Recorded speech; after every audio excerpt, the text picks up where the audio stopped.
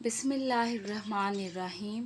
شروع اللہ کے نام سے جو بڑا مہربان اور نہایت رحم کرنے والا ہے۔ نور وظائف چینل کی طرف سے آپ سب کو السلام علیکم۔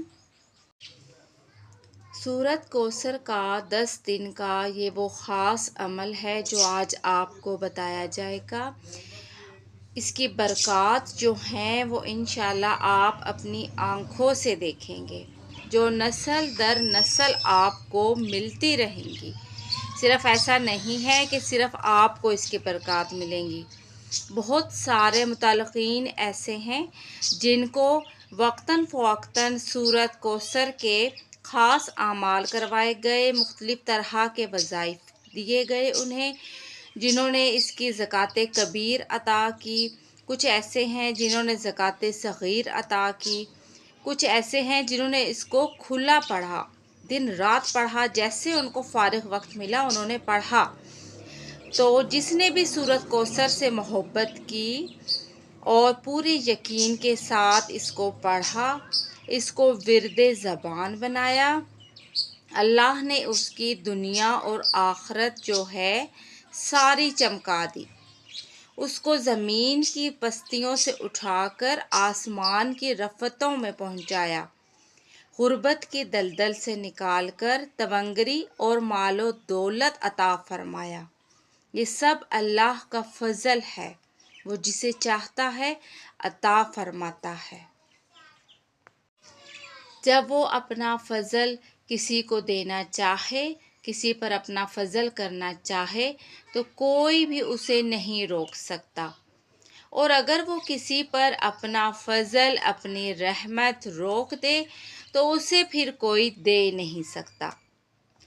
کوئی کسی کے اوپر نظر بد ہے، جادو، حسد، بندش جتنی مرضی لگا لے، میرے رب جب عطا کرنے پر آتا ہے تو کوئی نہیں ہے جو اسے روک سکے۔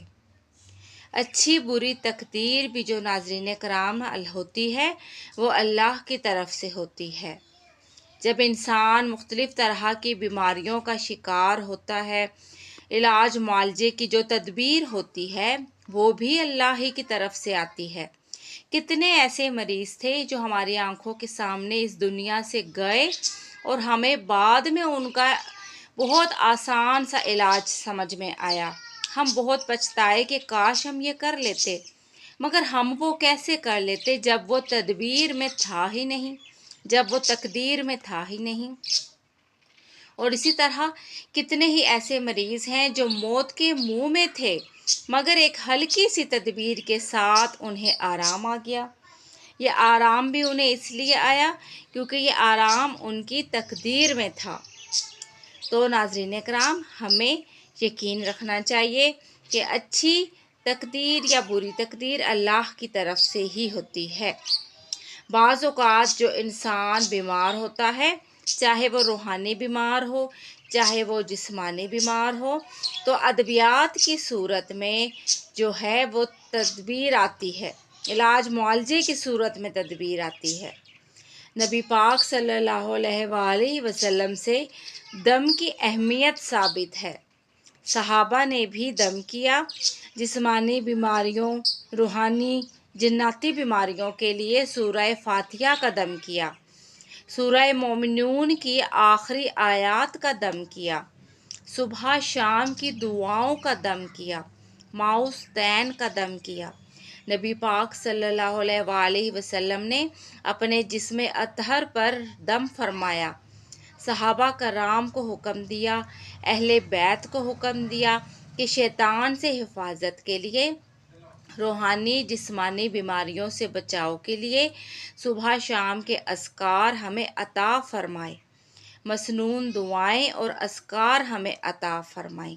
یہ سب ناظرین آپ کو اس لیے بتایا جا رہا ہے کہ یہ چھوٹی چھوٹی سی چند چیزیں ہیں، اگر آپ انہیں اپنی روزمرہ روٹین میں شامل کر لیں گے تو آپ اس کا بے پناہ اجر پائیں گے۔ نبی پاک صلی اللہ علیہ وآلہ وسلم نے اپنے جسم اطہر پر دم فرمایا، صحابہ کرام کو حکم دیا، اہل بیت کو حکم دیا کہ شیطان سے حفاظت کے لیے اور پھر اللہ نے ان اعمال کے اندر ایسی مسنون دوائیں اور پھر اللہ نے ان اعمال کے اندر ایسی شفا رکھ دی کہ آج تک امت فائدہ اٹھا رہی ہے۔ جو یہ اعمال کرتے ہیں وہ فائدہ اٹھا رہے ہیں۔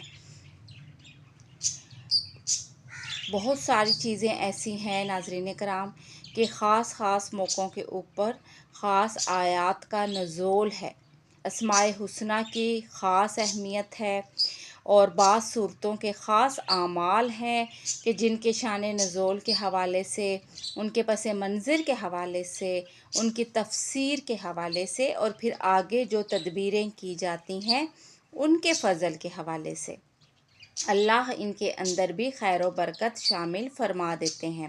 اسی طرح یہ جو سورہ کوثر ہے، سورہ کوثر تب نازل ہوئی جب نبی پاک صلی اللہ علیہ وآلہ وسلم کے اوپر کفار مکہ نے طرح کے ہنسی مذاق اور آوازیں کسنا شروع کر دیں۔ نبی پاک صلی اللہ علیہ وآلہ وسلم نے جب حضرت خدیجہ رضی اللہ عنہ کے ساتھ نکاح فرمایا، آہستہ آہستہ ان کی دولت دین پر خرچ کی گئی، دین والوں پر خرچ کی گئی۔ تو جب وہ دولت ختم ہونے کے قریب ہوئی تو آقا صلی اللہ علیہ وآلہ وسلم کو اللہ سبحانہ تعالیٰ نے 4 بیٹیاں عطا فرمائیں۔ بیٹا کوئی بھی ان کا نہیں تھا۔ تو یہ جو سب چیزیں تھیں، ان کو لے کر کفار مکہ نے جب یہ دیکھا تو انہوں نے ٹھٹھا کرنا شروع کر دیا، مذاق اڑانا شروع کر دیا، بدتمیزیاں کرنا شروع کر دی۔ اللہ نے نبی پاک صلی اللہ علیہ وآلہ وسلم کی طرف سے انہیں جواب دیا، منہ توڑ جواب دیا، دندان شکن جواب دیا، اور نبی پاک صلی اللہ علیہ وآلہ وسلم کی حوصلہ افزائی فرمائی۔ یہ آپ کو سورہ کوثر کا پس منظر بتایا جا رہا ہے۔ کوئی بھی چیز ناظرین یہ خالی رٹا ہوتا ہے کہ اگر آپ کو جسٹ وظیفہ بتا دیا جائے اور آپ کر لیں۔ آپ کو پس منظر پتہ ہونا چاہیے سورہ کوثر کن حالات میں نازل کی گئی۔ اگر اسی طرح کے حالات آپ کے ساتھ ہیں، آپ بھی مشکلوں کا شکار ہیں، آپ بھی لوگوں کے ستانے کا شکار ہیں، تو اللہ سے مدد مانگیے۔ اسی صورت کے ذریعے اللہ سے مدد مانگیے۔ کسی بھی طرح کے مشکل حالات ہیں، جیسے نبی پاک صلی اللہ علیہ وآلہ وسلم کے پاس جو حضرت خدیجہ رضی اللہ عنہ کی دولت تھی وہ تقریباً ختم ہونے کے قریب تھی، ایک پریشانی انہیں یہ تھی۔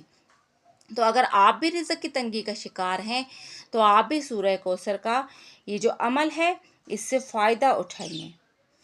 تو پھر اللہ سبحانہ تعالیٰ نے انہیں یہ جواب دیا کفار کو کہ انہوں نے یہ مذاق کیا اور یہ سمجھا کہ اب نبی پاک کے پاس مال و دولت ختم ہو گئی ہے، غربت کی طرف آ گئے ہیں، تو اب ان کا کام کیسے چلے گا؟ تو اللہ سبحانہ تعالیٰ فرماتے ہیں کہ اِنَّا أَعْطَيْنَاكَ الْكَوْثَرَ، اے محبوب ہم نے آپ کو کوثر عطا کی۔ ایک تو کوثر کا حوض عطا فرمایا، ایک کوثر سے مراد ہے خیر کثیر عطا فرمائی۔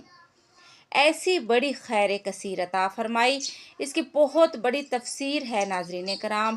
خیر کثیر یہ بھی ہے کہ اللہ رب العزت خود اپنے نبی پر رحمت بھیجتا ہے، درود بھیجتا ہے، سلام بھیجتا ہے، سلامتی بھیجتا ہے۔ سب سے بڑا انعام تو یہ ہے۔ اللہ وہ عمل کرتا ہے، اللہ کو کسی عمل کی کوئی ضرورت نہیں ہے، حالانکہ پھر بھی اللہ تبارک تعالیٰ اپنے محبوب کے اوپر جو سلامتی بھیجتا ہے، جو سلام بھیجتا ہے، درود و سلام بھیجتا ہے، یہ وہ انعام ہے، خاص انعام ہے جو اللہ کی ذات کے شایان شان ہے۔ ہم یہ نہیں جانتے کہ اللہ اپنے محبوب کے اوپر کتنی رحمتیں بھیجتا ہے، یہ ہماری عقل سے بالاتر ہے۔ یہ اللہ نے خیر کثیر عطا فرمائی نبی پاک صلی اللہ علیہ وآلہ وسلم کو کہ امت کثیر تعداد میں ہوگی، اللہ دین کو دنیا میں پھیلا دیں گے۔ دوسرے نمبر پر اللہ نے ان کا پروگرام بیان فرمایا، فَصَلِّ لِرَبِّكَ وَانْحَرْ، کہ اپنے رب کی تسبیح بیان کرو، عبادت کرو، قربانی کرو۔ یہ اللہ نے پہلا آپ کا انعام بیان فرمایا پہلی آیت میں، اور یہ جو سورہ کوثر ہے اس کی دوسری آیت میں آپ نے پروگرام بیان فرمایا، اور تیسرا نبی پاک صلی اللہ علیہ وآلہ وسلم کے دشمنوں کا، تیسری آیت میں منکرین کا اور روز قیامت تک کے لیے آنے والے نبی پاک صلی اللہ علیہ وآلہ وسلم کے گستاخوں کا انجام بیان فرمایا۔ پہلی آیت میں انعام، دوسری آیت میں سورہ کوثر کی پروگرام، یعنی جو ڈیلی روٹین جو ہمیں بھی اپنی زندگی میں شامل کرنی چاہیے، اور تیسری آیت میں انجام، بے شک آپ کے دشمن جو ہیں وہ ان کی نسل نہیں چلے گی، کوئی ان کا نام لیوا نہ ہوگا، وہ ابتر ہوگا۔ آج آپ دیکھیں کہ جو ابو لہب تھا، عتبہ تھا، شیبہ تھا، ان کا کوئی نام لیوا نہیں ہے، کوئی ان کی نسل، ان کی اولادوں کے بارے میں نہیں جانتا ہے، کوئی بھی ہمارے میں سے اپنے بچوں کا نام ان کے نام پر رکھنے والا نہیں ہے۔ اللہ نے ایسا ان کی جڑ کو کاٹ کے رکھ دیا ہے۔ یہ ہے وہ صورت جس کا عمل آج آپ کو بتایا جائے گا۔ جو سورہ کوثر پڑھتا ہے، اللہ سبحانہ تعالیٰ اس کو نیک اور صالح بیٹے عطا فرماتا ہے، دشمنوں سے حفاظت فرماتا ہے، رزق حلال فرماتا ہے، موذی جانوروں سے، امراض سے، مختلف طرح کی روحانی اور جسمانی بیماریوں سے حفاظت فرماتا ہے۔ یہ 10 دن کا عمل ہے ٹوٹل، مرد و عورت دونوں کر سکتے ہیں۔ ممنونہ ایام میں میری بہنیں یہ ہرگز نہ کریں۔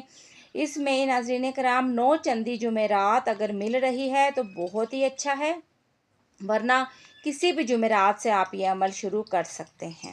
ایک وقت اور ایک جگہ کا تعین آپ پہلے کریں، نہ تو وقت بدلا جائے گا عمل کے دوران اور نہ ہی جگہ بدلی جائے گی۔ جتنی بھی مائیں، بہنیں، بیٹیاں ہیں، جب وہ یہ عمل کریں گی تو اپنی جائے نماز رکھیں، کوئی ایک وقت جو انہیں سوٹ کرتا ہے جب وہ فارغ ہوتی ہیں وہ ایک وقت رکھ لیں۔ 1 گھنٹے کے اندر اندر پڑھائی پہ بیٹھنا ہے۔ مراد یہ ہے جیسے اگر آپ 9 بجے یہ عمل شروع کر رہے ہیں عشاء کے بعد، تو 9 سے 10 کے درمیان ہی آپ نے بیٹھنا ہے۔ ایسا آپ نے نہیں کرنا ہے کہ 12 بجے کر لیا، تھوڑا سا سو گئے، صبح اٹھ کے کر لیا، ایسا نہیں ہے۔ ایک نشست کے اندر آپ نے یہ سارا عمل کرنا ہے۔ پھر 1 گھنٹے کا سرکل آپ نے رکھنا ہے، 1 گھنٹے یعنی جب آپ وظیفہ کرنے بیٹھیں گے، اٹھنا آپ نے تبھی ہے جب آپ کا وظیفہ ختم ہو جائے گا، اس سے زیادہ آپ نے لیٹ نہیں ہونا۔ زمان و مکان کی قید کے اندر یہ عمل کرنا ہے۔ تو ایک جائے نماز پہ خوشبو اگر مل جاتی ہے تو بہت ہی اچھا ہے، خوشبو لگائیں، پاکی کی حالت کا اہتمام کریں، باوضو ہوں۔ جائے نماز پر بیٹھنے سے پہلے آپ نے حصار صغیر کا سہارا لینا ہے۔ حصار صغیر آپ نے کیسے کھینچنا ہے اپنے ارد گرد؟ ایک بار سورہ فاتحہ آپ نے پڑھ لی، ایک بار آیت الکرسی پڑھ لی، اور چاروں کل جو ہیں ایک ایک بار آپ نے پڑھ کے اپنے ہاتھوں پر پھونک لینا ہے، اور وہ ہاتھ آپ نے اپنے جسم پر جہاں جہاں تک ممکن ہے وہاں وہاں تک پھیر لینے ہیں۔ حصار میں اب آپ آ چکے ہیں، اس کے لیے حصار صغیر کافی ہے۔ یہ جمالی عمل ہے۔ کچھ اس طرح کے وظائف اور اعمال ہوتے ہیں جن کے لیے جلالی جو ہوتے ہیں ان کے لیے حصار کبیر چاہیے ہوتا ہے، بڑا حصار چاہیے ہوتا ہے، لیکن چونکہ یہ سورہ کوثر کا جلالی عمل ہے تو اس لیے حصار صغیر اس کے لیے کافی ہے۔ یہ آپ کو منفی طاقتوں سے، جادو جنات جو ہوتے ہیں، بندشیں بھی بعض اوقات جو ہمارے اوپر لگ جاتی ہیں تو وہ جو رکاوٹیں پیدا کرتی ہیں ہمارے وظیفے کے دوران، بعض اوقات بچہ رو لیا، ہم بچے کو چپ کرانے اٹھ گئے، بعض اوقات اچانک سے کوئی کچھ ایسا گھر میں ہو جاتا ہے کہ ہمیں فوراً اٹھنا پڑتا ہے، یہ شرارتیں ہوتی ہیں ان منفی طاقتوں کی، تو پھر ان سب سے محفوظ رہیں گے آپ یکسوئی کے ساتھ اپنا عمل جو ہے وہ مکمل کر سکیں گے۔ ایک جائے نماز پر ایک وقت میں ایک جگہ حصار جو ہے آپ نے کر لیا، آپ بیٹھ گئے ہیں۔ درمیان میں اگر آپ کا وضو ٹوٹ جاتا ہے، واش روم جانا پڑ جاتا ہے، تو آپ نے دایاں پاؤں جائے نماز پر سے باہر اٹھانا ہے، نکالنا ہے، بغیر بات کیے، بغیر کوئی بھی گھر کا کام کیے آپ سیدھا واش روم جائیں گے، وضو دوبارہ کریں گے وہاں سے واپس آ کر، اور دایاں پاؤں جائے نماز کے اوپر رکھ کر بسم اللہ الرحمن الرحیم پڑھ کر آپ دوبارہ سے جائے نماز پر بیٹھ جائیں گے۔ اب آپ نے کیا کرنا ہے، یا آپ کو حصار صغیر کا طریقہ بتا دیا گیا ہے کہ ایک بار سورہ فاتحہ، آیت الکرسی بھی ایک بار، اور چاروں کل بھی ایک ایک بار، حصار صغیر آپ کا کھنچ چکا ہے۔ اب ہم نے کیا کرنا ہے، سورہ کوثر کی 10 تسبیحات بسم اللہ الرحمن الرحیم کے ساتھ پڑھنی ہے۔ اول آخر درود ابراہیمی میں ہمیشہ آپ کو کہتی ہوں 10 بار درود ابراہیمی آپ نے اول آخر اہتمام کرنا ہے، اور 10 تسبیحات یعنی یہ کل ملا کر 1000 سورہ کوثر بنے گی۔ 1000 مرتبہ آپ نے سورہ کوثر پڑھنی ہے۔ چاہیں تو آپ تسبیح لے لیں اور وہ 10 تسبیحات کریں، چاہیں تو آپ کاؤنٹر لے لیں اور کاؤنٹر پر آپ گن کر 1000 مرتبہ سورہ کوثر پڑھ لیں۔ 10 دن کا یہ عمل ہے، کسی بھی جمعرات کو آپ نے کرنا ہے، شب جمعہ کو، یعنی جب مغرب کے بعد جمعرات چڑھ جاتی ہے۔ عمل کے دوران آپ نے بڑا گوشت کا پرہیز کرنا ہے ناظرین کرام۔ بڑا گوشت میں پکی ہوئی حلیم، کباب، دال، سبزی، کوئی بھی ایسی ڈش جو بڑے گوشت میں پکی ہوئی ہے وہ آپ نہیں کھائیں گے، اس سے مکمل پرہیز کریں گے، ٹھیک ہے۔ مرد حضرات جو ہیں اگر وہ مسجد میں یہ عمل کریں تو بہت ہی بہتر ہے۔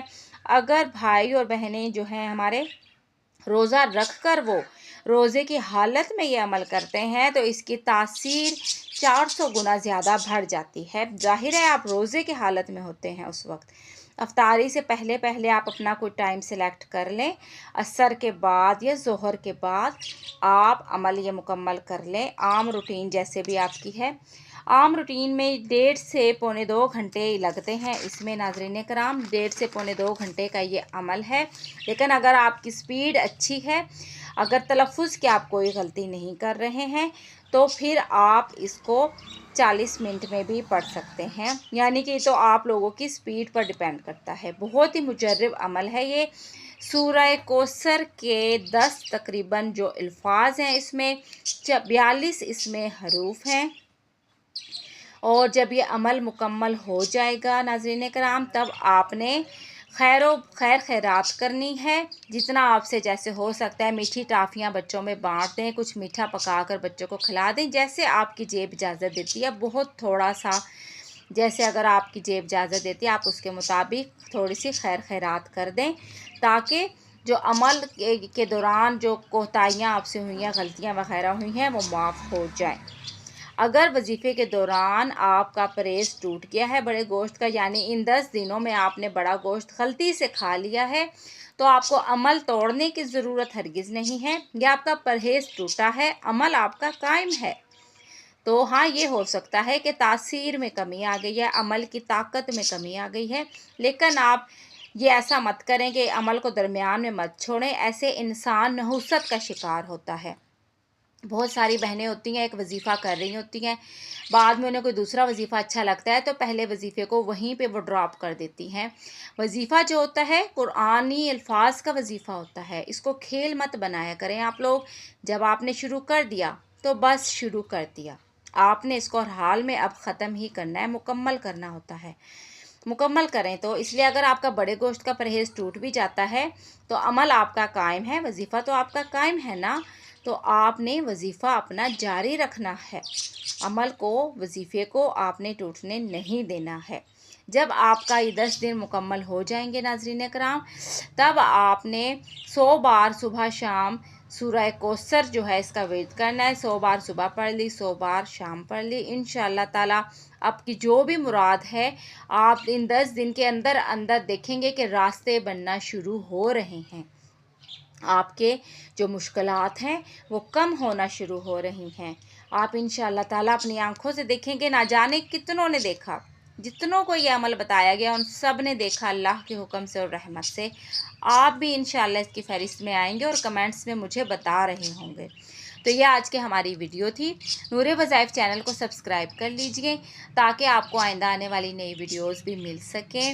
خوش رہیں، دوسروں میں خوشیاں بانٹیں، لوگوں کی غلطیوں کو، کوتاہیوں کو معاف کرنا سیکھیں تاکہ وہ ذات باری تعالیٰ آپ کو معاف کرے۔ اللہ حافظ، فی امان اللہ۔